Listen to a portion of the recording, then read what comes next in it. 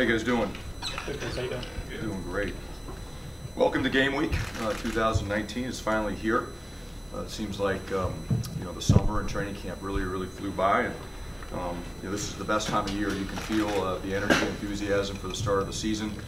While watching college football here this last weekend, obviously it was a lot of fun to be able to watch that, and looking forward to our game Friday night and football this weekend. Just a quick training camp review. I've said this a few times in the meetings that we had, but I absolutely love our guys. I love this team. I love being around them. I love watching them work. I love watching them interact with each other. It's been a lot of fun here through training camp. I would say this has been the best training camp that we've had on a number of fronts. One, it's the healthiest that we've been as a football team at this point. I believe we've only got a couple guys that we started training camp with that may not be able to participate in the game this Friday, but will be back with us. So overall, we're really a pretty healthy football team. I think we made the most improvement during training camp in all three phases that we've made since I've been here, and kind of the fewest distractions when we talk about injuries and things like that. So it's overall been a really good training camp and a lot of fun to be around the guys. Our goal is to, as it says right there on the wall, have 10 units strong, and a lot of it has to do with depth. The depth of each unit will determine how far we can go. I feel this is the most depth. If you talked about the 10 units, I'd say probably about 7 of them. I feel really good about our depth. We've got a few other ones that we still have to develop, some younger players to get to the level that we want and feel good about to make it through the season. But that's more than what we could have said in the past. Right now, just with our team, what I'm really trying to get these guys to understand and live by are two phrases that we talk about consistently here. First one, more games are won than they are lost, and we talk about first and foremost the effort that we need to play with, the effort that we need to practice with is so important. Being able to do that and match that with great fundamentals is really important. The ball security is everything. We've talked a lot about that. One of the biggest keys to our improvement this year is going to be ball security, the mental errors, and then not beating ourselves with foolish penalties. And then practice execution becomes game reality. Those things have to show up in practice. I go back through my career, I go back and look at last year. The days that we had bad practices, a lot of those things showed up, and then they showed up on Saturday. And we as a football team, players and staff alike, have to be able to put those things on film in practice to get them to show up consistently in a game. I know obviously a lot of questions about depth chart, quarterback. Right now, we know what we are doing at quarterback. We have a plan. We know who will start. We'll know who will play. We are not going to make a public announcement about that plan and who that will be. And hopefully everyone respects that. But there's no competitive advantage for us to do that with the different styles of play that we have at the quarterback position. But we are crystal clear with our team, our players, on what we're doing, how quarterbacks will be utilized in the game on Friday night.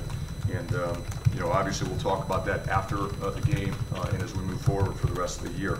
UMass is a team coming in Friday night that presents a lot of challenges because of a new staff. Whenever you face a team in game one with a new staff, you got to figure out what they're going to do schematically. You got to look at the personnel changes and where they may be moving people around, and just the overall attitude and identity of the football team.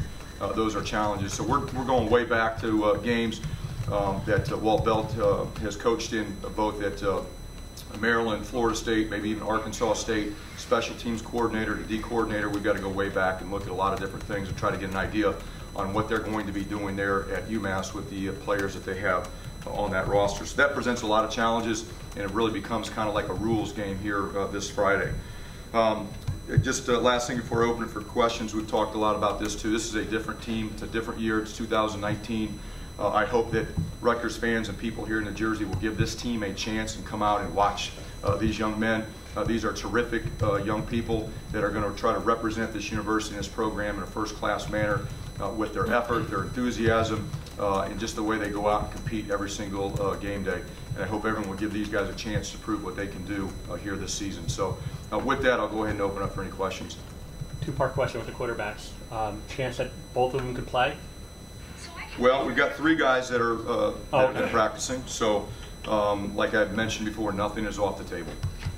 How do you improve the pass offense overall? Last 3 years, it's been 124th or worse. How do you improve the pass offense overall?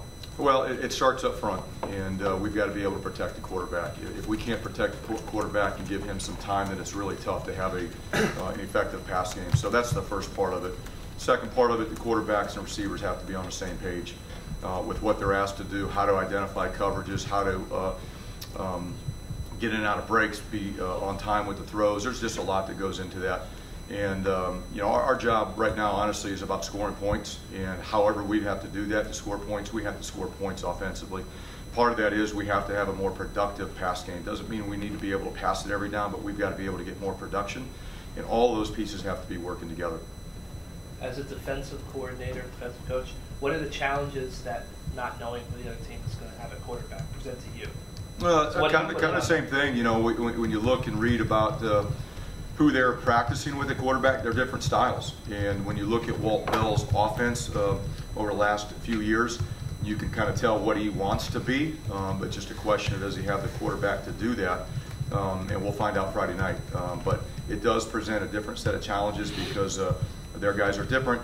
You know, one guy's more of probably a pocket passer, another guy's more elusive and can run and do some quarterback run game things. So the different challenges, different things we've got to prepare for.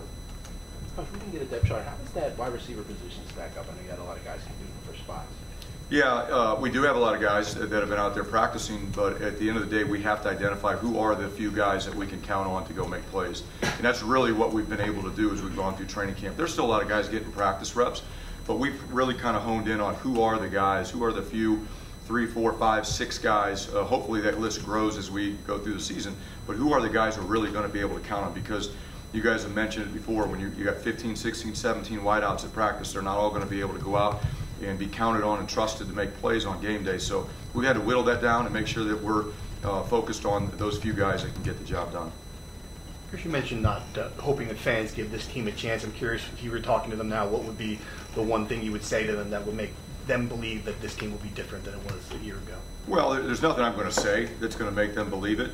It's going to be what we do on Friday night and then what we do each weekend after that. So, you know, me sitting here talking about what we're going to do, you know, isn't going to do any good. It's not going to, you know, make people believe that we're better. It's what we're going to do, you know, on Friday and the following Saturdays. But I just want fans and people to give this team a chance to show what they can do, and we'll go from there. But it's not going to come from my words. But you clearly stuff. Bad start here for the media. Yeah. Wow. But you do believe it. Huh? Exactly. You do believe it will be better though from last year. I mean, what is there? Are there things you've seen that? Yeah. I mean, you've never heard a coach start the season saying, "Man, we're going to suck." You know, we're not going to be any good. We've invested an insane amount of time in trying to improve every individual and every aspect of our football team. Again, where are we judged? We're judged by the product that shows up on the game field on Friday night. Like I said, that's it. And that's our focus, and we've invested a lot of time in a lot of areas, physically, mentally, leadership-wise, chemistry of the team. There's a lot that we've done here this offseason, as much as any offseason that I've ever been a part of as a coach, to try to get this team moving forward. Coach, can you talk about the quarterback a little bit more? And is it a matter of it was a tough decision, or it was just, hey, here are two guys who can bring two different things, and we may want to play things a certain way? Well, there's a combination of both. There are a different set of skills that they each bring to the offense. But like I mentioned, I had a lot of fun watching all of our quarterbacks really compete through training camp. And it was a tough decision to figure out what we're going to do. But that's why we took the time to let it play out, because in the end, I think you know, what we're doing is the right decision.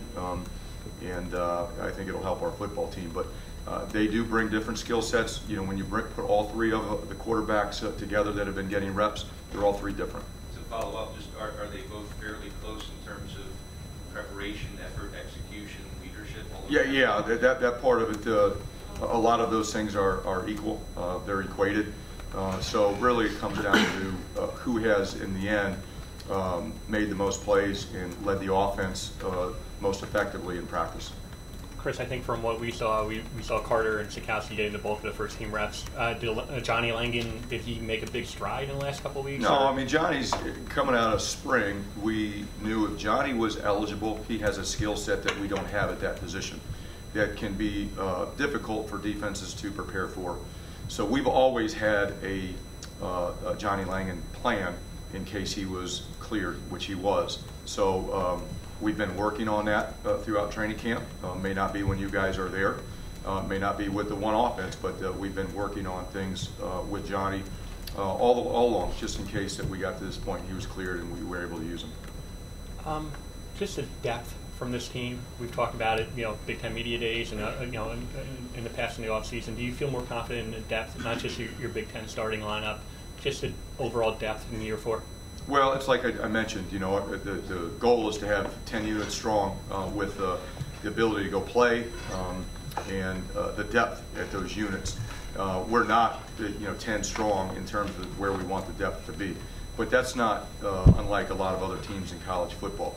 You've got your typical elite level programs that might be 2, 3, even 4 deep across the board at some positions, but the majority of college football is not where you want. If you talk to 90% of the coaches in college football, they'd all tell you depth is a concern, and usually it's at the line of scrimmage. Nobody usually has enough offensive and defensive linemen. It's usually where the games are won and lost, is up front. Chris, what do you think the identity of this team is? What's your strength? What are you going to be able to hang your hat on this year? Well, I'm not going to give away any schematic secrets if that's what you're asking. Our identity is going to be our competitive spirit. That's what I want it to be. I want us to when someone turns on the tape or someone shows up, I want them to see a team that plays with relentless effort. They consistently execute with great fundamentals. They excel at special situations. We don't beat ourselves. And we just compete. We compete in everything that we do. Chris, you guys had a mock game this past weekend. How did that go, and did any certain players catch your eye? It went exceptionally well. I think this is the 4th mock game that we've done, and it was by far and away the cleanest that we've had, which, again, you would hope that would be the case. What I was really pleased with was the progression of the football team in each scrimmage day that we had in the stadium. Whether it was a thud or not, just the game-like situations that we went through in the stadium. Our first Saturday we went out there, the defense really handed it to the offense. We didn't play very good. The next time we went out there, it was more equal back and forth. And then the third time we went out there for the mock game, it was against UMass looks, so it wasn't 1s 1s or 1s 2s, but it was the cleanest that we've been in terms of our operation, getting 11 on and off the field, making our calls, penalties, all of that stuff. So I was really, really pleased with what I saw. Avery Young Take 2 more questions. Avery Young recently said one of the players he likens himself most to is Isaiah Wharton. You as a defensive backs coach, what similarities do you see between these 2 players? Competitive spirit. That's it. They both got good size, skill level. It is what it is. But they both competed, and they both really worked hard to be the best they can be. Isaiah learned that over the course of his career. I think Avery is a product of watching Isaiah as a senior just handle his business and go about his preparation. And Avery watched that and learned that, and he's applying that. He started doing that last year, but he's really doing it right now at this point, which is a great thing to see. Coach, Zach Fiegel's enrolled over the weekend and joining the program. What's it mean to have him join the team? Well, he just got out there yesterday for the first day. We recruited him pretty hard out of high school before he made the decision to go to Miami. They decided to come back and join our program. What does it mean right now? I don't know, but we're happy to have him. He's a talented individual, and right now he's probably going to have to sit out and redshirt this year, which is fine, and then he'll be in the competition in the future. But it's just another example of a young man that's heard about what we're doing in this program and made the decision to come back, and we're excited to have him. Last question. We talked about the unknown at quarterback for UMass, but is there a challenge for first-year program? Do you have to go back and look at Florida State? The challenge of preparing for Walt Bell, assuming that you've been doing it for a while, but how do you prepare for UMass? Yeah, you just go back to all those games, the places that all of those coordinators have been. Walt's an offensive guy. You go back and look at Florida State from last year. You go back and look at the 2 years that he was at Maryland, where we competed against him, and even go back to where he was at Arkansas State. So you go back and you really look at all those things. You're really looking for common themes that would be carried through each spot or each stop, so you really know what he likes. And then you also look for common defensive schemes, so you can see how he's going to attack certain fronts and coverages based on similarities of what you do defensively. But we had to do that for the defense as well. The D coordinator was at Maryland, so we've gone back and looked at a lot of Maryland tape from the last couple of years, and then the special teams coordinator came from North Carolina, so and Arkansas State before that. So we've gone back and researched all of those places for all three of those coordinators. And I'm assuming Andy Boo could help you with the Maryland component with the defensive. I would hope he'd be able to do that, but you never know. Thanks. Thanks. All right, guys.